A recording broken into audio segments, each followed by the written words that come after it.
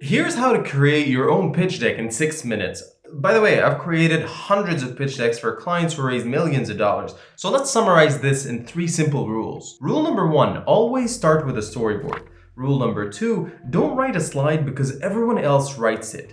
Third and final rule is looks are important, but don't overdo it. Now let me give you an example of how I applied these 3 rules with one of my clients that I recently worked with.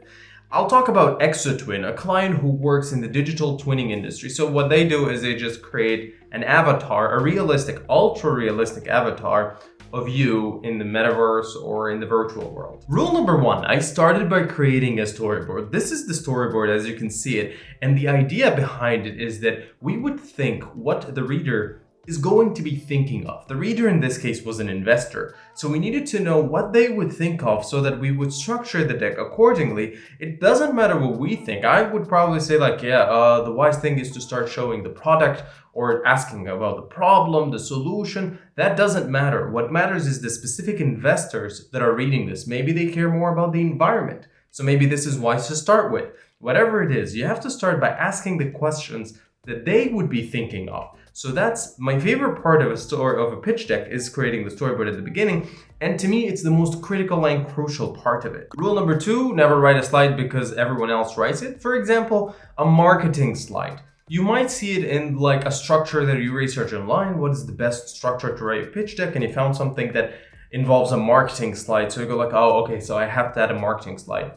But maybe you don't really. Maybe the investor doesn't, or the reader doesn't really care about marketing. Maybe you don't want to talk about marketing because your marketing strategies are not that complicated or not worth mentioning in your first and biggest pitch deck. Maybe the product has a little bit more to it than marketing at the beginning. So in this case, you don't have to add the marketing slide. Final rule, looks are important, but don't overdo it. So the thing is, as you can see from the pitch deck itself, the deck has no text or has very limited text compared to the graphics. That's how I like to do my pitch decks. I like to structure them in a way that a graphic could say what the investor is thinking without actually having to talk and put a lot of text. But at the same time, I've asked some designers to create pitch decks for me or to design pitch decks for me, and sometimes the result is just too much design. So as simple as possible so that they would understand what we're talking about and to spare words and just time, because that's really the most important thing. That's about it. Trust me when I say that's more than enough to create the perfect pitch deck. But let me give you some few final remarks. Sometimes a pitch deck with 1 slide is worth much more than one that has 15 slides.